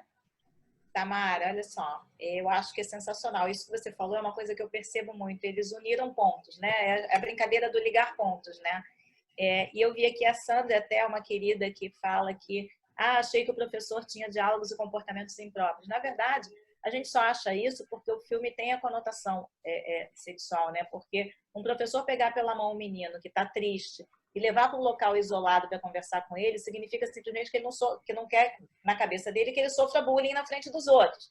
Entendeu? Ele estava sofrendo. Exatamente. Então, ele viu, né? E ele viu isso. Em uma outra vida, lá atrás, eu dava aula de balé. E sempre tinha aquela menininha mais gordinha que não servia para aquilo, que devia jogar futebol, fazer qualquer coisa, menos estar ali. Então, ela sofria bullying das outras crianças. E a gente tinha que tirar e tentar fazer. Quer dizer, então, eu entendo, mas a gente tem que ver também que a gente coloca a nossa experiência, e é aí que a gente fala, né, da capacitação e da responsabilidade. Mas a Andréia Medeiros fez uma pergunta aqui bem interessante. E aí eu vou dizer na minha experiência e vou pedir que vocês falem também um pouquinho de vocês. Ela faz a seguinte pergunta. Gostaria de saber de vocês se, em casos concretos e reais, os magistrados, em algum caso, já opinaram em desacordo ou discordaram com os laudos da psicóloga nomeada por ela. Olha, em vários, eu posso dizer em vários casos.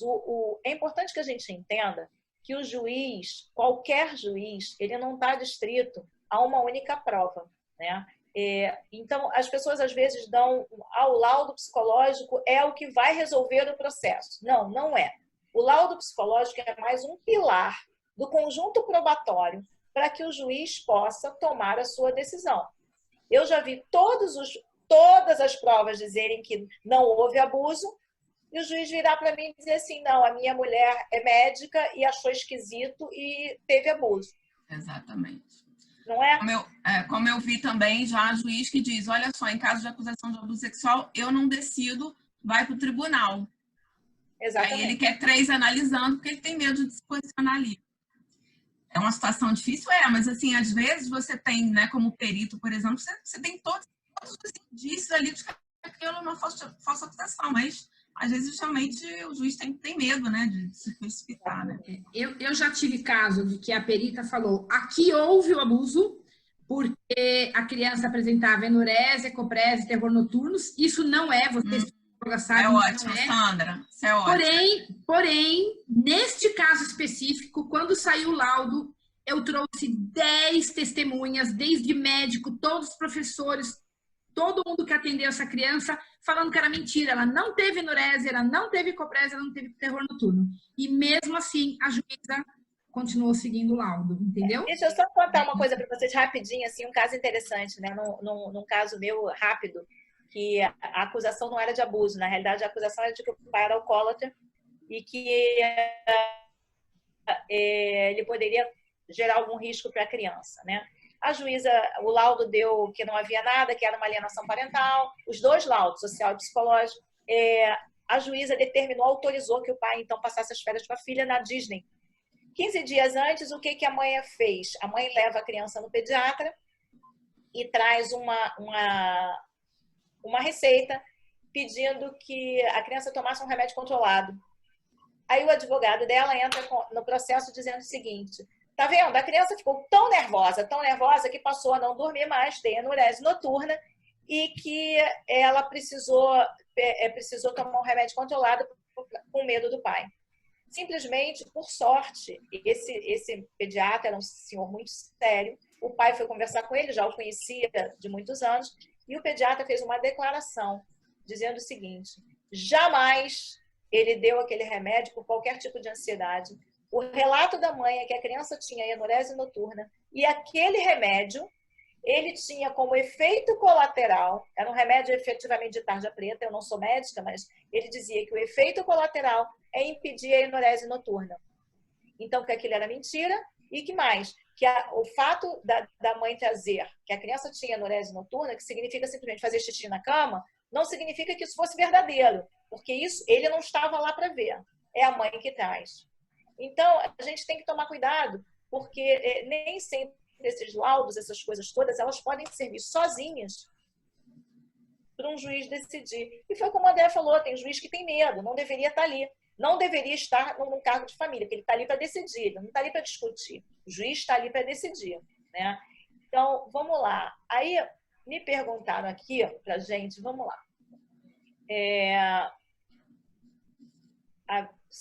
O Sandro fala efetivamente da questão do pré-julgamento, da presunção da inocência, foi o que a Tamara falou e que eu falei também. A Bianca faz a seguinte pergunta: gostaria de saber se, em caso de laudo negativo, tanto de corpo de delito como da perícia psicológica, os magistrados costumam condenar, ou seja, baseiam-se apenas no depoimento da vítima menor de idade e seus pais. Aí eu acho que a gente já falou, né? O que a gente conversou é um conjunto probatório. Hoje existe ainda a possibilidade da realização do depoimento especial, que eu sou uma pessoa que eu já esclareci meu ponto de vista, eu sou absolutamente contra o depoimento especial em caso de alienação parental. Então, eles não se baseiam num único ponto, né? Daniele Vitorina. Posso responder? Isso é interessante, Sandra. Essa pergunta, olha que pergunta interessante dela. Doutoras, a convivência monitorada exige um custo. O cliente não tendo essa condição, de que forma se faria, né? De que forma se faria para que o convívio não fosse prejudicado? Olha, eu já tive caso assim, o que eu fiz? Eu chamei meu cliente e falei, bom, me aponta na família da mãe alguém que é menos insuportável. É a mesma coisa, já. Não, às vezes tem pessoas que vai da família, né? Menos insuportável. Eu já tive caso que o juiz, eu sabia que era um juiz muito cabeça, e eu falei, olha, eu vou colocar alguém da família do pai. Gente, vai achar que alguém da família do pai vai permitir um abuso? Coloca num local público. Eu não concordo. Não. Eu acho que se tem pressuposição de abuso, não pode ser alguém da família do pai. A família de um abusador, geralmente, assim, ela nega o problema e ela não vai proteger. Até porque não é só questão de abusar ou não. Meu filho não abusou, deixa ele levar a criança no banheiro. Aí ele vai lá no banheiro e fala, não conta para o juiz, senão o papai vai preso. Entendeu? Então, eu não concordo. Eu acho que tem que ser alguém da família da mãe. Não, mas aí, Tamara, eu acho que a gente está falando, assim, numa situação em que eu conheço casos, eu já tive casos do próprio pai acusado de abuso, dizer, olha, a irmã dela é maravilhosa, pode ser irmã.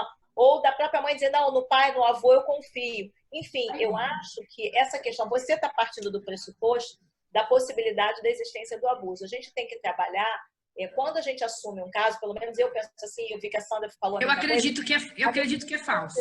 E tem que ter fundamento para acreditar que o nosso cliente não fez isso, porque eu não assumiria um caso acreditando que o meu cliente abusou de uma criança. Então, a gente tem que pensar assim, numa situação como essa, que a Daniele colocou aqui, meu cliente não tem dinheiro para pagar o acompanhamento. A mãe não tem dinheiro para pagar o acompanhamento. O que a gente vai fazer? Vai deixar sem a convivência? A gente tem que encontrar um denominador comum. Eu já pedi shopping, eu pedia para que a mãe mantivesse uma distância. Eu pedi shopping e aí meu cliente ia no shopping, ele ficava ali no ambiente, apesar que eu não acho que isso é ideal, mas era o que a gente tinha no momento. Eu também não acho que tem, né? Acaba gerando briga, né? Acaba gerando briga, né? Em São Paulo, a gente tem o visitário, que é o centro de visitação que é observado por psicólogo. E eu já tive um ou outro processo que o juiz pediu para as psicólogas do fórum fazerem acompanhamento de visita. Então, o pai ia lá uma vez a cada 15 dias, elas observavam por 1 ou 2 horas, ou ficava na brinquedoteca, na frente de onde elas atendiam, e aproveitou para fazer uma avaliação. Aí elas mesmas resolveram antecipar uma avaliação e falar, olha, não há óbice para visita até que se realize a perícia. Então, assim, a gente tem que criar formas criativas. Eu sei que quando a pessoa não tem dinheiro, a gente quebra a cabeça, mas a gente, muitas vezes, a gente quebra a cabeça, porque cada caso é singular. E a criatividade, gente, faz parte da gente ajudar o cliente. Então, por isso que, às vezes, as advogadas mandam para a gente e a gente, identificando a estrutura familiar mais detalhadamente, consegue bater um telefone para a advogada e falar, costura via aqui, entendeu? Sim. Então, exatamente isso. É trabalhar em conjunto, né? Parece que, olha só, as meninas de São Paulo, aqui no Rio a gente não tem isso, mas parece que tem acompanhamento terapêutico, não é isso? Mas custa mais caro do que uma babá. Uma babá vai cobrar um dia R$150. Entendi. E um acompanhamento terapêutico vai ser mais caro. Mas para quem tem condições, eu prefiro acompanhamento terapêutico. Desculpa, mas, por exemplo, aqui em São Paulo, eu fiz uma pesquisa, que é coisa que a assistente social, do trabalho da assistente social, mas eu fiz um levantamento de vários lugares, assim, maravilhosos, que fazem atendimento de família. Aí você pode, por exemplo, pedir uma terapia vincular. O pai, pelo menos, vê, nem que seja 1 hora, junto com uma terapeuta, a criança 1 hora por semana, por exemplo. Então, a gente tem que... Essa foi uma forma que eu arranjei num processo de um pai que não tinha dinheiro, de ter contato com o filho. Mas você tem que ter uma porque, assim, aí, como eu supunha aqui... Olha só, aqui no Rio foi proibido, por uma determinação do tribunal, foi proibido que se fizesse a reaproximação entre pai e filho no tribunal. A gente conseguia em alguns casos, né, Andréia? A gente tinha alguns casos, mas saiu uma portaria, enfim, proibindo. Então, a gente não tem como fazer. A gente tem algumas opções, que é uma babá, que é tentar via uma psicóloga, mas tudo isso gera um custo. Eu acho que no caso que ela está nos perguntando aqui, ela colocou uma situação de uma pessoa que efetivamente não tem. Mas, Alexandra, o que eu estou falando é justamente isso. Tem um monte de ONG que faz atendimento sistêmico, de família. Aqui em São Paulo tem um monte. Então, por exemplo, aqui tem bastante. Aqui tem Vila Madalena, Pinheiros. Eu fiz uma pesquisa minha, e eu tenho em várias regiões de São Paulo, ONGs e às vezes assim lugares assim, gente muito bem formada que está associada à universidade, faz atendimento social, entendeu? E aí eles ficam recebendo o pai lá com a criança 1 vez por semana e fazendo essa interação, entendeu? Mas esse é o problema. Aqui a gente não tem. Então a gente sofre com essa questão mesmo. Principalmente porque quando há uma acusação, você não pode permitir uma falsa acusação que aquela mãe que está acusando acompanhe, porque não vai dar certo. Quando um pai, você não pode pedir. Aí o avô ou a avó são pessoas que estão absolutamente comprometidas com aquela alienação ou com aquela falsa acusação também da mesma forma. Então, a gente não tem como fazer isso e aí a gente tem que buscar nas famílias, efetivamente, uma forma de conseguir uma solução. Seja um parente próximo, um parente distante, a gente precisa conseguir uma forma para resolver isso. Entendeu? Então, não temos muito o que fazer. O que eu acho, assim, também que é importante... Olha só, nós tivemos uma outra pergunta aqui interessante, gente. É porque eu vou vendo as perguntas e vou vendo como, assim, como a gente vê na questão prática, né? Audrey falou aqui pra gente o seguinte, que atua na capital paulista, que ele, em 2 casos dele, eu não sei se você está visualizando aí, Sandra, tá? Que em 2 casos dele, ele pediu a convivência assistida, né? Ele até usou o termo visitação, entre aspas, mas ele não conseguiu que o juiz deferisse, ele só conseguisse em agravo. Eu entendo que não há risco. Eu faço como a Sandra, eu sugiro que aquela parte que está acusando indique ou encaminhe uma pessoa para acompanhar a criança, entendeu? Até para proteger o meu cliente. A gente tem que lembrar também que no momento que a gente pede um acompanhamento de uma convivência, a gente protege o nosso cliente de uma nova falsa acusação. Apesar Olha, de ser... Fale. Quando o cliente tem condições, ultimamente, para não ficar naquela, quem vai indicar? Se for alguém indicado pelo pai, sabe o que eu faço? Simples. Eu peço para indicar, a mãe indica 2 empresas e eu escolho uma. Esses dias aí eu tive uma decisão, eu falei pro desembargador que era isso, que eu ia indicar 3 empresas e a mãe escolhia uma. E o desembargador mandou ligar nas empresas e ele escolheu a empresa.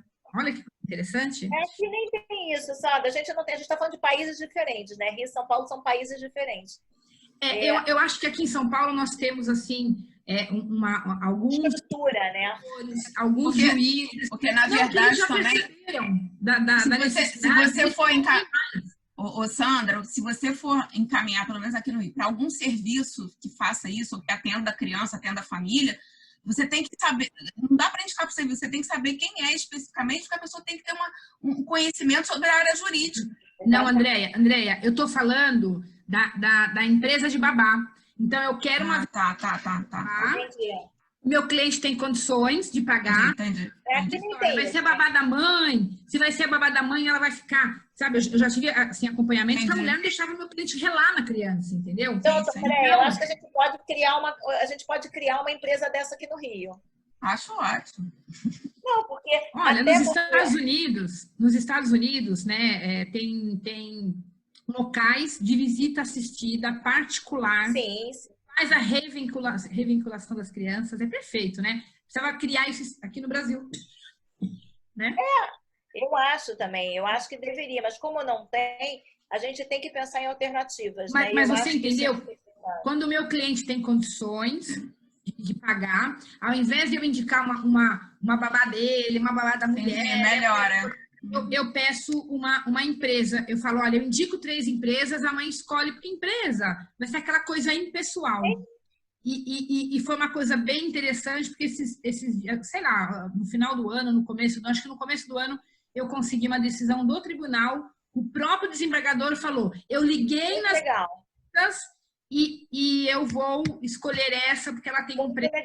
Muito legal. Eu acho bem bacana, bem bacana. E você vê a preocupação do cara, né? Andréia, a preocupação do desembargador. Trabalho para a crise. Vamos aproveitar a crise e vamos criar uma empresa dessa aqui no Rio. Uma dessa aqui, né? Ótima ideia. O Eduardo vem falando aqui para a gente o seguinte, falando sobre laudos particulares, que são unilaterais e que os juízes tomam como verdadeiros.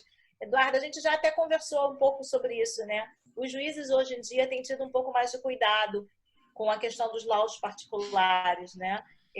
Os laudos normalmente não são levados em consideração como prova cabal. E uma coisa que eu acho que eu não falei, mas que eu acho que é importante, eu gostaria que a André e Tamara também falassem isso. Elas atuam ambas como assistentes técnicas. O que é um assistente técnico? Assistente técnico é aquela pessoa contratada pelo advogado ou pela parte para fazer a análise dos documentos e dos relatórios e laudos que são colocados no processo.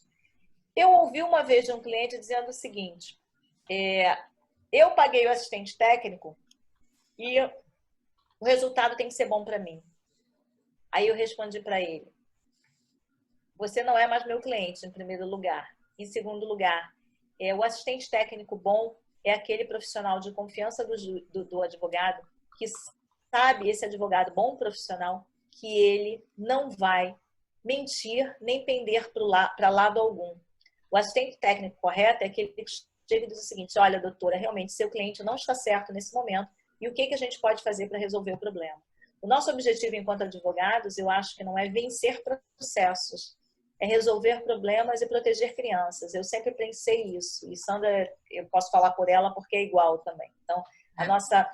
quantas e quantas vezes a gente fica sem ter uma solução, liga uma para outra, o que você acha, o que a gente pode fazer, fala todo mundo junto, a gente discute caso, porque várias cabeças pensam sempre melhor que uma só, né? Então, eu fico pensando, Alexandra, como é que é um advogado que nunca atuou num processo desse, porque assim, antes de entrar com o processo, eu não tenho direito de acabar com a vida de um cliente meu. Não estou falando de falsa acusação de abuso sexual, estou falando de alienação parental. Então, eu sempre peço para fazer uma avaliação psicológica antes de entrar com o processo, porque eu não posso descobrir que a minha cliente está errada no curso do processo, entendeu? Eu tenho que descobrir no começo, vou falar, você está errada, querida, para, entendeu? Para.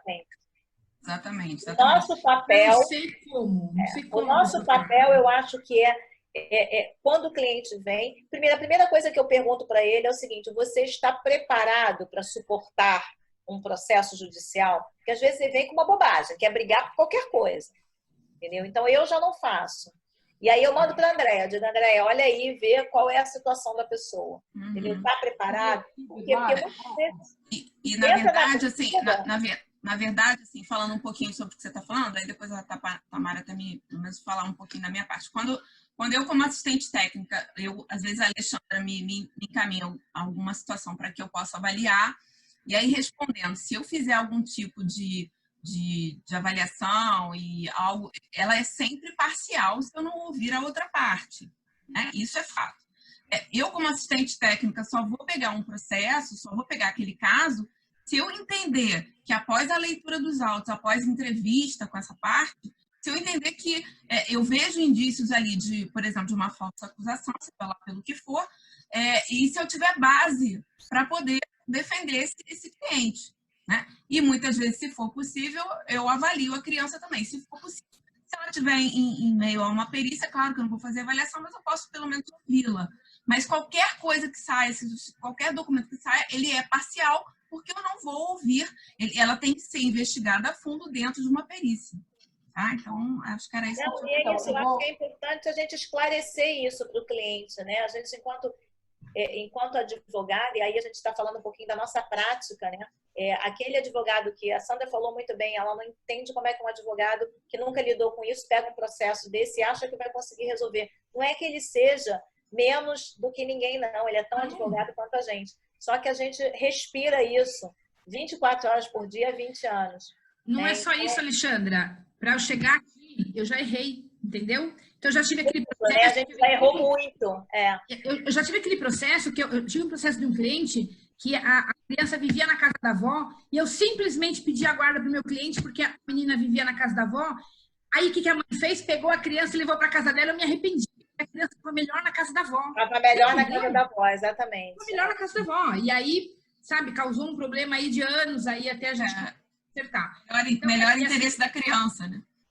É que assim, nem tudo que reluz é ouro e a gente não consegue enxergar. É só a experiência que consegue. Aconteceu uma vez, que eu acho que é importante eu contar, gente, num dos primeiros casos que eu peguei, um caso muito... Foi um dos primeiros casos de falsa acusação de abuso, assim, que a Andréia trabalhou nesse caso também. Esse caso, o pai ficou 8 anos sem ver uma filha. Enfim, a convivência foi retomada dentro do tribunal, era uma confusão danada. Nesse caso, a gente teve algumas experiências muito importantes, né, Andréia? O pai dessa criança, ele passou 8 anos sem vê-la, retomou a convivência dentro do tribunal, obrigada. Hoje essa menina tem 20 anos. Esse pai, passaram-se muitos anos, a psicóloga perdeu a carteira, que trabalhou nesse laudo, e essa menina, anos depois, ela simplesmente, essa psicóloga, para fazer a defesa dela no CFP, antes dela ter a carteira cassada, ela juntou alguns desenhos como sendo dessa menina. Essa menina já tinha 15, 16 anos quando isso aconteceu, que foram muitos anos, né? E o pai da menina pegou esses desenhos, levou para ela e falou, vem cá, que desenhos são esses? Você que fez? Ela falou, não. Esses desenhos estavam num quadro no consultório da psicóloga. Nunca foram meus. Então, essa psicóloga tem livros escritos falando sobre abuso. Nós temos um enfim. caso quase assim. Posso? Entendeu? Então, a gente tem que tomar muito cuidado. Nós, enquanto advogados também, nós temos que tomar cuidado com os profissionais que nos cercam. E por isso eu tomo muito cuidado com as pessoas com quem a gente divide os trabalhos, né? Então, assim, olha, do Fala, meu lado Catarina. aqui, só retomando que a gente tinha entrado na questão do Eduardo, eu acho que tem alguns pontos importantes para esclarecer. Só fala um pouquinho mais perto, tá? Você está Tá. muito longe do... Isso. Então, é que assim, eu acho que tem algumas questões que eu gostaria de esclarecer aqui para o Eduardo, né? Que acho que ainda ficou em aberto. O Eduardo, ele fala, boa noite, laudos particulares unilaterais atingem o objetivo de quem está com a criança, tendo força em decisões. Por que o CFP ainda não mudou isso, né? Sendo que o próprio judiciário prevê um estudo multidisciplinar e imparcial em prol do bem da criança. Aí é uma questão, assim, talvez de desconhecimento de questões bastante simples, né? Por exemplo, Eduardo, se você tem uma suspeita de abuso sexual, não tem problema nenhum você fazer um laudo unilateral. O problema não é um laudo unilateral. O problema é o laudo unilateral ultrapassar aquilo que ele pode falar. Então, se ele é unilateral, ele tem um limite daquilo que ele pode afirmar, porque ele não avaliou o pai. Então, ele não pode ser conclusivo, ele não pode sugerir afastamento, ele não pode ter uma conclusão maior do que aquilo que ele chega. E aquilo que ele chega só pode ser possível a partir da avaliação da criança e da mãe. E por que é possível e é importante que haja estudo unilateral? Isso é importante que vocês entendam, tá? Não é nenhum crime, não é errado, né? É importante que haja, porque, por exemplo, se você tem uma suspeita de abuso sexual, não dá para chamar o pai para avaliação às vezes, entendeu? A não ser que você seja terapeuta. Se você é procurada pela mãe, pela advogada, para avaliar uma suspeita de abuso sexual, se você chama o pai ou um suspeito, o avô, alguém que é o suspeito, você está fazendo o quê? Precipitando com que essa pessoa saiba que houve uma suspeita de abuso sexual. Essa pessoa, por sua vez, no mínimo vai conversar com a criança. Se ele abusou, a criança vai se calar e a gente não consegue saber. Então, existem questões procedimentais muito simples do porquê que existe um estudo unilateral. Então, às vezes a gente até pode chamar o pai. Se você vai progredindo, aprofundando numa avaliação e você vê que você não tem indicativos, e aí você chama o pai e você vê que você não está desprotegendo a criança, então quer dizer, o que eu estou querendo dizer para vocês? Que o procedimento que o profissional psicólogo ele adota é absolutamente singular. O que ele não pode é ser antiético, o que ele não pode é afirmar coisas que ele não tem elementos e fundamentos de onde tirar, que é o que acontece na justiça. Os profissionais, muitas vezes, eles exacerbam, eles concluem mais do que eles podem afirmar, eles elevam as coisas simples à categoria de conclusões amplas e as sugestões amplas. Isto sim está errado, isto sim pode ser criminoso, né? Então, vamos separar o que é um laudo unilateral e o que é um laudo unilateral pistoleiro, né? Que prejudica pessoas, que traz danos secundários, que ele já fala que o cara é um pedófilo sem avaliar, né, a pessoa, já fala que tem abuso sendo que ele não avaliou todo mundo, né? Ele fala que tem fortes indícios, ele adjetiva, ele fala de características do pai sem ter avaliado ele. Então, isto sim é um problema. Isto sim é um laudo pistoleiro, assim como, entendeu? Agora, não que seja um problema, um laudo unilateral, e o Conselho Federal nunca vai tirar a possibilidade de um laudo unilateral. Ele vai regular mais ou menos esses laudos pistoleiros, que são laudos infundados, né? E aí a gente chega na questão do dano em relação a má atuação profissional, e que aí faz muito sentido os seus comentários, que isso é uma verdade absolutamente frequente no judiciário, né? Que são os pistoleiros. A pessoa escuta um lado, ela fica engravidada pelo ouvido, mais que fazer um trabalho técnico profissional, né? Então, eu faço o laudo unilateral, mas eu vou dizer, o trabalho é parcial, eu estou preservando o momento da perícia, eu escutei apenas uma das partes para preservar a criança do momento certo da perícia, para que não seja revitimizada e escutada várias vezes pelos mesmos profissionais. Quer dizer, quem sou eu? Sabe, por exemplo, sei lá, entendeu? Para preservar o pai, né? Enfim, para preservar a criança de sofrer, por exemplo, a retaliação, dela ser questionada várias vezes, entendeu? Aí você coloca como o seu laudo é ponderado. E ele não vai ter a mesma força de um laudo taxativo, porque o juiz, às vezes, ele não consegue avaliar essa diferença. E esse pistoleiro, ele acaba tendo uma força que é tudo que o juiz quer. Ele quer sentar em cima de um laudo taxativo, entendeu? Isso é um problema que nós precisamos... Olha só a conclusão. Deixa eu só falar uma coisa para vocês, meninas. Nós temos 5 minutos para cada uma, para a gente encerrar. Porque já temos 1h40 quase de discussão. Então, eu acho assim, que se a gente deixar, a gente fala, como sempre, a gente fala até amanhã, né? Nós 4, a gente vai até amanhã falando. Então, eu queria que a gente desse uma fechada nessa discussão. Eu acho que a gente tentou responder as perguntas de quase todo mundo. Eu tentei, quer dizer, todo mundo, assim, a gente viu, Tamara, eu vi que escreveu aqui, alguém que perguntou as orientações, ela escreveu, obrigada. E as outras eu fui fazendo, assim, pegando 2 ou 3 que falavam sobre o mesmo assunto e passando. Então, eu queria que a gente desse uma fechada, né? Eu acho que a gente usou o filme como um ponto de partida e ali a gente desenvolveu, que é o mais importante. Eu gosto dessas discussões porque eu acho que a gente consegue. Eu aprendo muito todas as vezes que a gente conversa, eu aprendo muito com cada uma de vocês, cada um me traz uma coisa nova, né? A experiência, adorei essa história da empresa. Você pode ter certeza que eu vou criar uma aqui no Rio. Não, já estou pensando aqui, a cabecinha já está. Então, a gente aprende muito. A prática da gente, eu digo para vocês, a minha prática diária é com vara de família, com processos de família, mas acabei de aprender coisas nesse momento que eu nunca fiz e nunca pensei em fazer. Então, eu acho que a gente aprender é muito bacana. É muito bacana. Alguém falou aqui brincando com a gente, ó, ficaria assistindo o Saudável e Produtivo Debate dos Doutores até amanhã sem problema.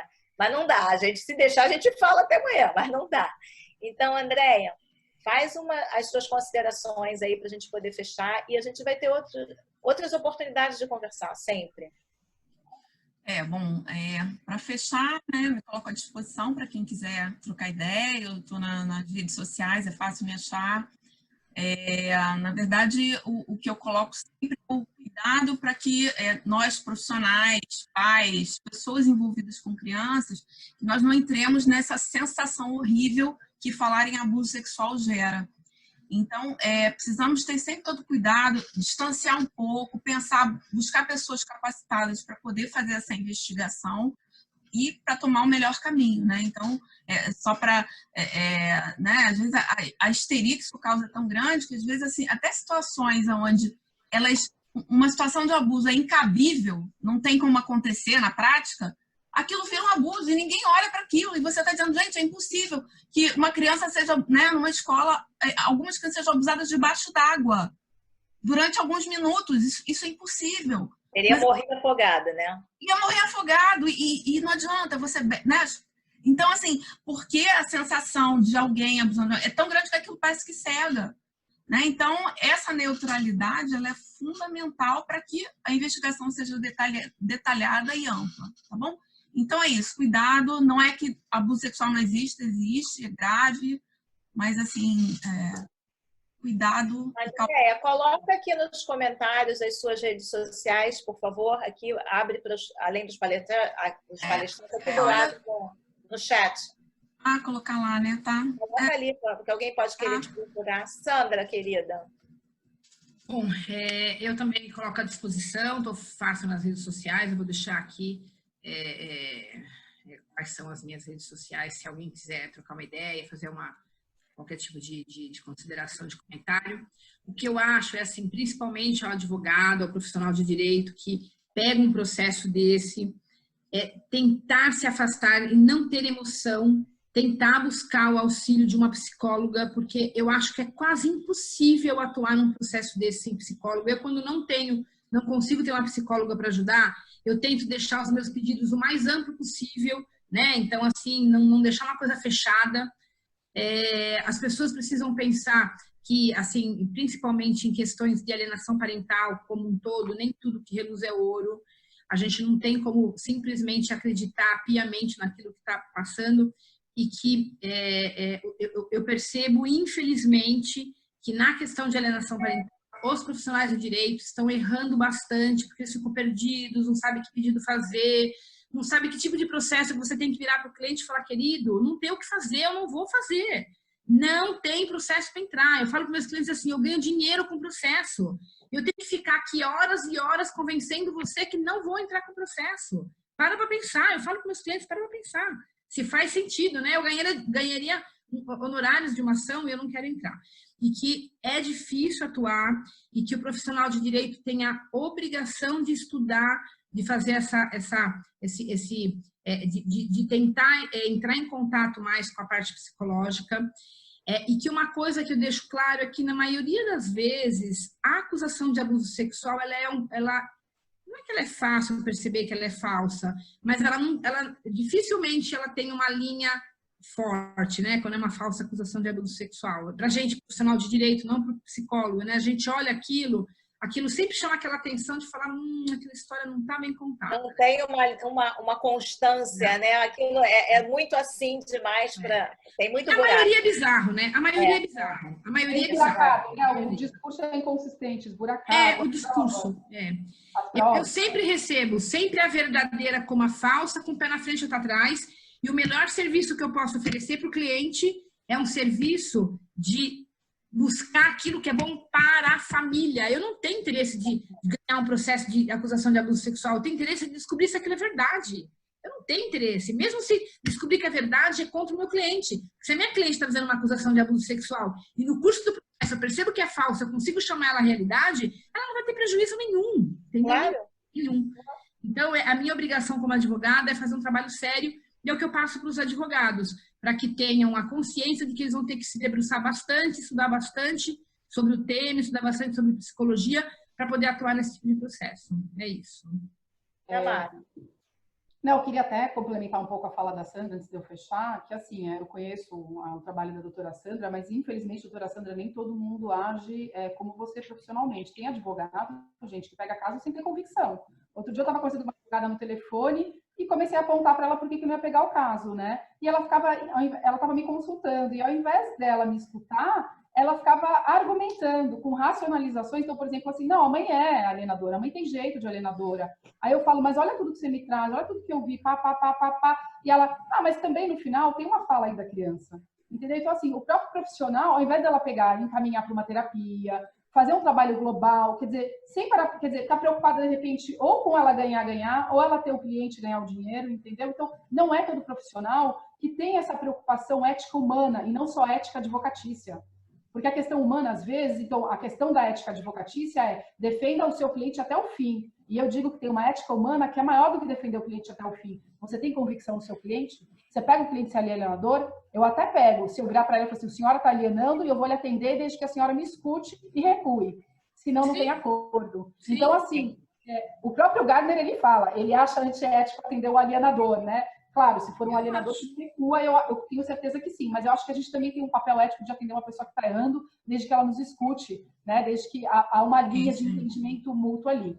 Agora, então, assim, eu até conheço todos aqui muito bem, sei da preocupação ética do trabalho da convicção. Claro que eu acho que tem questões assim, o profissional, ele erra, ele tem as suas emoções, enfim, tem tudo isso, mas eu acho que tem essa questão principal, que assim, você tem convicção no seu cliente, você estuda, não estuda, tem questões éticas que assim, é estudo, né, é convicção, né, são, enfim, né, e aí nem todo mundo tem essas questões bem colocadas, mínimas, que eu acho, né, e mesmo assim a gente ainda pode errar, porque são casos complexos.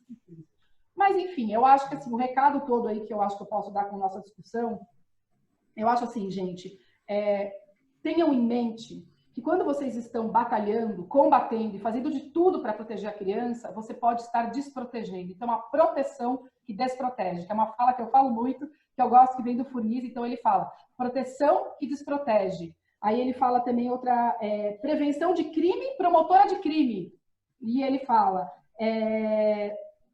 terapia antiterapêutica, né? Então, a má atuação profissional, o má terapeuta, ele faz uma terapia antiterapêutica. O promotor ou o delegado, ele pode fazer uma prevenção de crime e promotora de crime, né? E a gente pode fazer uma proteção da criança promotora de abuso, porque você vai estar fazendo ela passar por IML, de repente nem precisaria chegar nesse nível, você resolveria com uma terapia, vendo que aquilo nem entra numa suspeita de segunda linha, que é uma suspeita bem fundamentada, fica só na suspeita vaga. Enquanto você não tem uma suspeita de segunda linha, não tem por que você seguir em frente às vezes, né? Mas então, assim, eu acho assim que a gente tem o dever ético de transformar a suspeita de primeira linha numa suspeita de segunda linha. Esse é o nosso dever como profissional, que é informar, esclarecer, coletar, e não ficar brigando e arrastando um monte de profissional. Às vezes, vocês já repararam que às vezes o processo vira uma briga dos profissionais. Os profissionais, eles são enredados, né? E a família? Cadê a família? Né? Aonde que a gente está conseguindo visualizar saídas quando a gente está brigando entre a gente, processando um ou outro? Né? Perdeu a habilidade de ajudar a família, a competência profissional. Então, a gente tem que estar o tempo todo se olhando para dentro e criando formas criativas de sair desses embates, se perguntando, conversando com outros profissionais, porque é só assim que a gente consegue ajudar a família e ter um dever ético. Então, é isso. E eu acho que, assim, se a gente não agir assim, a gente vai conduzir ao fracasso da intervenção. A gente vai estar abusando, ajudando a abusar dessa criança de uma outra forma, né? A gente vai levar a falsa alegação, a gente vai levar, por exemplo, se a gente faz uma denúncia precipitada de uma criança que ainda não está pronta, a gente leva ela a negar, né? E ela não está pronta ainda. E aí ela vai parar de novo na casa do papai que abusa, por exemplo, né? Então, tudo isso como consequência do nosso trabalho. O nosso trabalho ele tem um reflexo enorme na vida das pessoas e essa é a razão do porquê a gente tem que estudar muito, fazer análise, fazer terapia e buscar supervisão e seja lá o que for, porque mesmo assim ainda é difícil. É isso. Gente, eu queria agradecer a vocês, meninas, por terem aceitado esse convite, né? Terem tido esse trabalho de estudar, de ver o filme, da gente discutir algumas vezes antes, da gente conversar. Eu acho que eu nunca digo que isso é uma perda de tempo. Para mim, isso é sempre um ganho de tempo, né? De conhecimento. E estar com vocês aqui é sempre um prazer enorme. Então, eu queria agradecer a vocês e queria que vocês ficassem aí, dessem um sorriso lindo, que eu vou tirar uma foto da tela. Entendeu? Para todas. Vamos lá. Tirar o óculos. É verdade. Esqueci desse detalhe. Pronto, gente, eu gostaria de agradecer a vocês a presença aqui, as perguntas, todas muito pertinentes, e a participação. Vamos continuar tentando fazer, temos uma lista de filmes aí que a gente ainda está pensando em fazer essas conversas, trazer outros temas para a gente, tá bom? Um beijo enorme para todos, boa noite e fiquem em casa. Beijos. Tá? Muito obrigada. Beijo, tchau, meninas. Tchau.